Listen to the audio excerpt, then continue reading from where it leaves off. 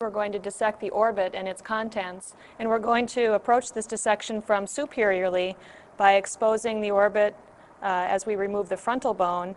But before we do that, let's just take a look again at the stumps of the cranial nerves that you can see after removing the brain, and think about the nerves that ultimately we need to follow into the orbit because they've got some sort of innervation function there. Okay. We'll follow cranial nerve 2, the optic nerve, in through the optic canal, and then multiple cranial nerves that have other motor and sensory functions. Cranial nerve 3 here on each side, the oculomotor nerve, has been broken when we remove the brain, but we'll follow that into the orbit, as well as cranial nerve 4, the trochlear nerve. I don't know that you can see the trigeminal nerve, cranial nerve 5. The V1, or ophthalmic division, will enter the orbit and have sensory functions there. And then finally, cranial nerve 6, the abducens nerve, will also enter the orbit. Okay. And cranial nerves 3, 4, V1, and 6 will all enter the orbit through the superior orbital fissure. Now, to approach the dissection, what we need to do is peel out the dura, which is stuck to the frontal bone here, forming the roof of the orbit. And if you use a forceps, you can peel that away. We've peeled the periosteal dura away from the frontal bone in this area, and now the most effective way to remove the frontal bone forming the roof of the orbit is to either use a chisel and a hammer to break it into small pieces and then remove those pieces with a forceps, or actually it's even a little bit better if you just take a hammer and knock on the frontal bone and break it into small pieces and then remove it with your forceps.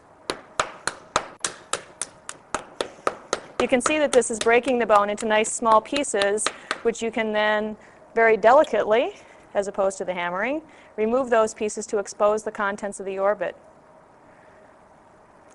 Now, the first layer of tissue that you're going to see is the layer of the dura mater, which enters the orbit and lines the inside of the bone there, and that is called the periorbita, and we're starting to see some of that already.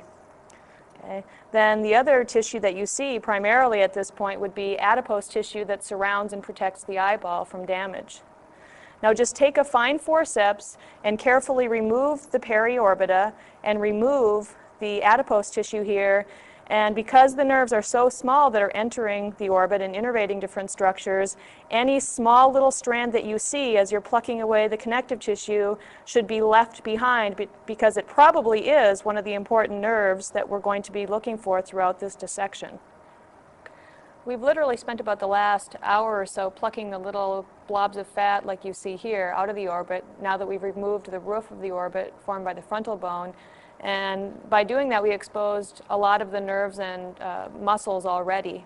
Now, the muscle that you're going to see quite high within the orbit on the medial side of the orbit, and for orientation, this is the midline of the head where the falx cerebri is attaching to the ethmoid bone. And again, here is the superior oblique muscle, and entering it way at the posterior portion of the muscle belly, you see its nerve, cranial nerve 4, the trochlear nerve. And as we do a little more dissection, we should see the trochlea, the pulley that this muscle passes through. And that's the derivation of the name of this nerve. Another cranial nerve that enters and innervates structures within the orbit is the trigeminal nerve, specifically the V1, or ophthalmic division. And an easy mnemonic that you can use to remember the three major sensory branches of this nerve would be NFL, like the National Football League. And starting medially, working laterally, there's a nerve called the nasociliary nerve. Then right down the dead center of the orbit is the frontal nerve, and laterally is the lacrimal nerve. Now let's take a closer look at each of these. Sometimes students confuse the nasociliary nerve for the trochlear nerve because it appears to be innervating the superior oblique muscle, but we have cut the belly of the superior oblique so that we can reflect it out of the way. And although it's close, the nasociliary nerve is sending medial branches, but not to that muscle. Instead, those are innervating these ethmoidal air cells or sinuses that are just medial to the orbit. Okay, so again, this is the nasociliary branch of V1. Okay. The frontal branch is the origin of a nerve that you saw in the very first dissection of the head and neck unit, the supraorbital nerve, shown here. The other terminal branch of the frontal nerve is the supratrochlear nerve, which is slightly more medial. And then finally, the L of our NFL was the lacrimal nerve, and that is a sensory branch of cranial nerve 5 that's innervating the lacrimal gland, shown here in the lateral corner of the orbit. And this is the sensory branch of the trigeminal nerve that will carry parasympathetic fibers from a different cranial nerve to stimulate lacrimation or tearing from this gland. Now, the other things that we can start to see in the orbit here already would be a large vein traveling through the superior part of the orbit, the superior ophthalmic vein, and this is a vein that we talked about quite a while ago when we dissected the face. It is the anastomotic connection between the facial vein or angular vein and the cavernous sinus within the head. So infectious material could potentially pass through that anastomosis from superficial structures back into the cavernous sinus and cause infection within the skull. Now, if we get that out of the way, we can start to see some of the muscles within the orbit. And the most superior muscle that you see is not going to move the eye, but instead it's going to insert into the upper eyelid. It's called the levator palpebrae superioris muscle. And if we could separate that out, okay, hopefully you can see that there's another muscle just deep to it here that is in fact attaching to the eyeball. It's called the superior rectus muscle. Now, if we cut these muscles and reflect them back, we should be able to reveal a branch of the nerve that innervates them, and that would be cranial nerve 3, the oculomotor nerve.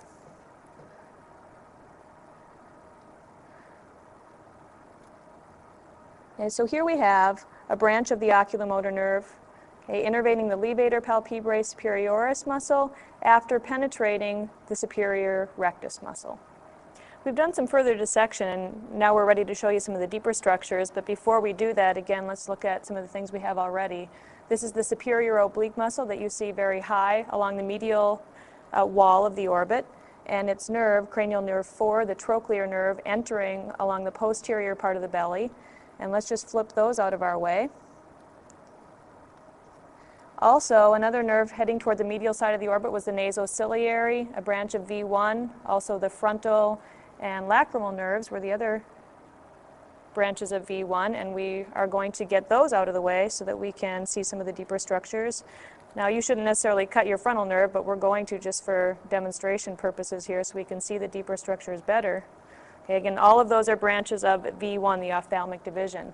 Now, we cut the levator palpebrae superioris and superior rectus muscles, and by reflecting them, we can see better the oculomotor nerve, okay, the superior branch of the oculomotor nerve entering those bellies and providing innervation to them. This is the main trunk of the oculomotor nerve entering the orbit through the superior orbital fissure, which we have opened so that we can see the nerves better as they're approaching the orbit and entering it. Okay. Now, looking at the eyeball itself for a moment, you can see, as we were talking about earlier, that you need to be very careful about any little delicate strands that you see running through the orbit as you're pulling out the little globs of fat. And these are perfect examples of the types of strands that you should save. They're called ciliary nerves, and they are going to provide sensory and autonomic innervation to the eyeball. Okay.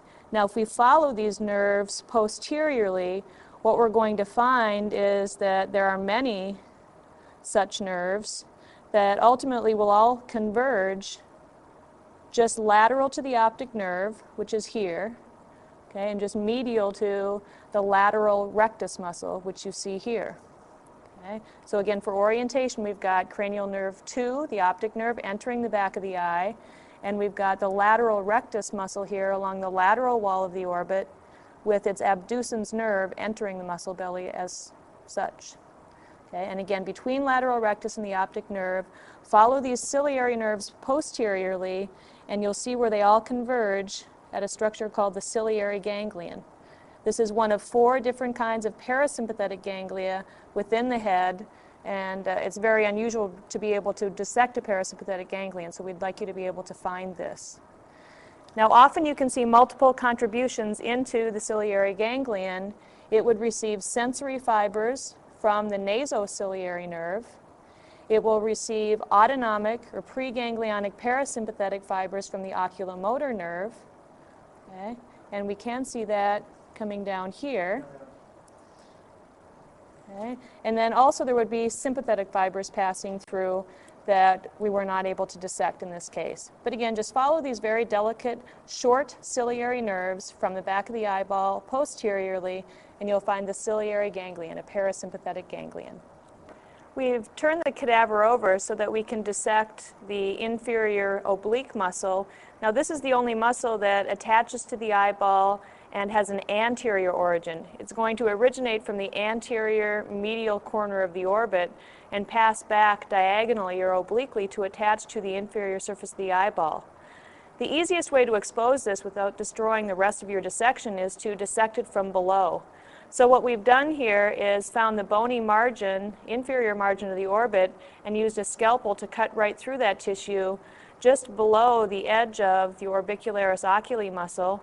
And then if we reflect that superiorly, again, as you're used to from your dissection, you will pluck out those small blobs of fat to expose the structures around the eye itself.